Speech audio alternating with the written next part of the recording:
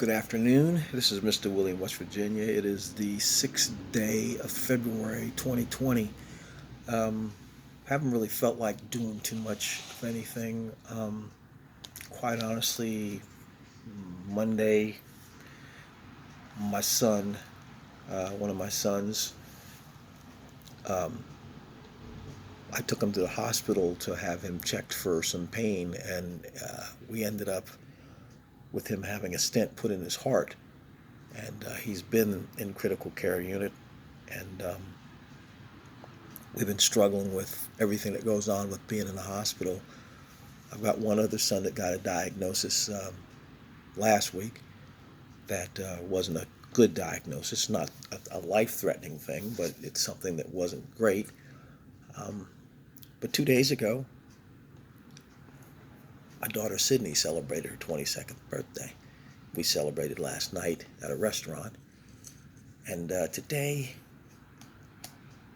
I'm reminded of what I have. I got a son. He's kind of an adopted son. He lives in South America. He lives in Colombia, South America. His name is Gustavo. Um, he came to me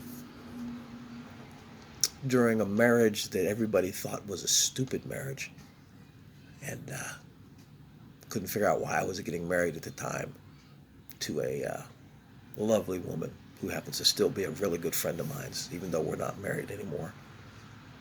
And but this young man came to my life as an exchange student, and he has remained somebody that I truly love and admire. He's building a home in the country in Colombia, South America. I've got another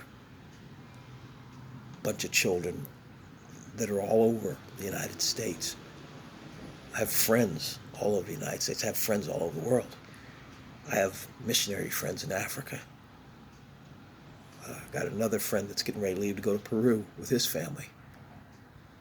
I have a ton of people that I've gotten to know through working for a natural gas company, from working as a nurse at rest homes here in West Virginia, and also Health South as a nurse, and I also did some private care, and ended up retiring from the Board of Education as a school nurse slash aide, working with children that had special needs. It's real easy sometimes to sit down and start feeling sorry for yourself because you don't feel good, or because you're in pain, or because life has taken a turn, or because someone that you love is hurting. And it's really easy to get down and look at what you got and think you don't have anything. I thank God for Stephen Furtick, because whenever I need a word, he always has the word. Technology. I thank God for technology. I can get on YouTube and I can find something that I know is going to minister to me. And today, Stephen Furtick just reminded me that I may not have what a lot of other people have, but I have to be reminded of my father coming down here. My 85-year-old father came down to visit me several months ago. And in 3 days, he hung out with me and the girls and my family and the children that were here. And when he left, he looked at me, he says, well, you don't have a whole lot, but you got a whole lot of love here.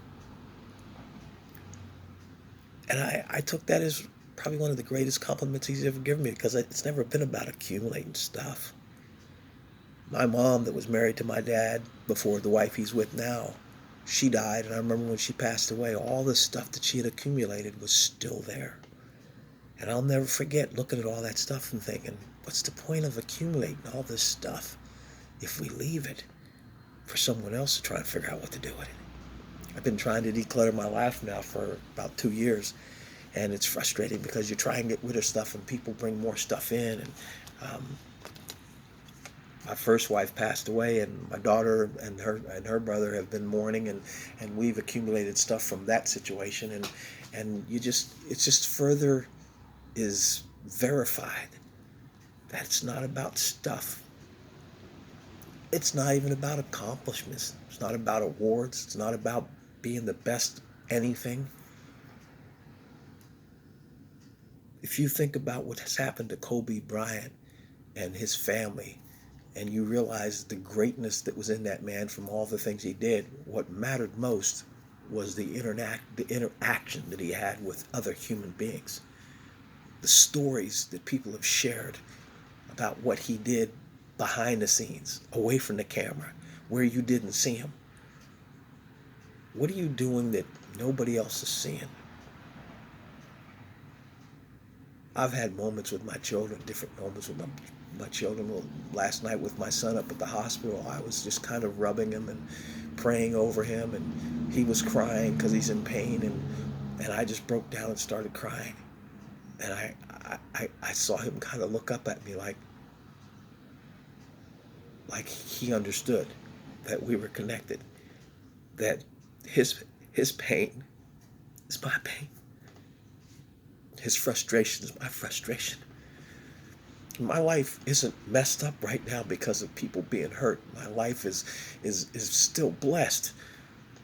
But I'd be lying to say I'm happy when I've got friends that have been incarcerated. I'm writing 5 guys that are incarcerated in prison right now.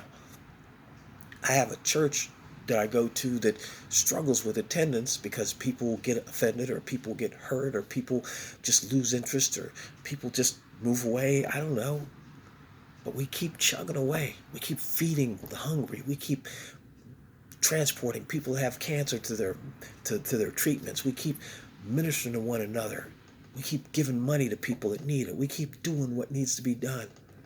I think about the ministries God's given me, this ministry, and the ministry of writing, and the ministry of encouraging people, and of doing videos. And I'm a very wealthy man, and it may not appear to be. And this material world that we live in, this world that kind of tells us and puts a value on us according to what we accomplish, or how much education we have, or how much money we have, or how many cars we have, or whether or not we got motorcycles and trailers and guns and fishing equipment. None of that matters. What matters is what God deposits within us and how we invest it, that his kingdom might be furthered. What are you doing with the gifts that God's implanted in you? What are you doing with the breath that he's given you to breathe? What are you doing with the life that he has breathed into you and that he has blessed you with? Are you complaining all the time? Are you looking out at everyone else and wishing you had something else?